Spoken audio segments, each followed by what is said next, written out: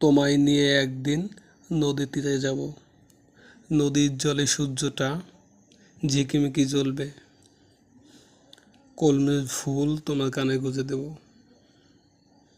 আমি বইটা হাতে তোমায় দেখতে দেখতে তোমাকে নিয়ে একটি গান গাইব। আমি তোমাকে ধান ক্ষেত দেখাবো। তোমার হাতে আমি সিঁদুর তুলে দেব। তোমাকে আমি আপন করে নেব।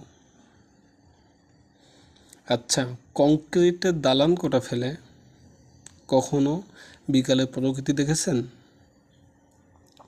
সূর্যাস্ত, পাখির ডাক, দক্ষিণা বাতাসে ধানের ঢেউ খেলা,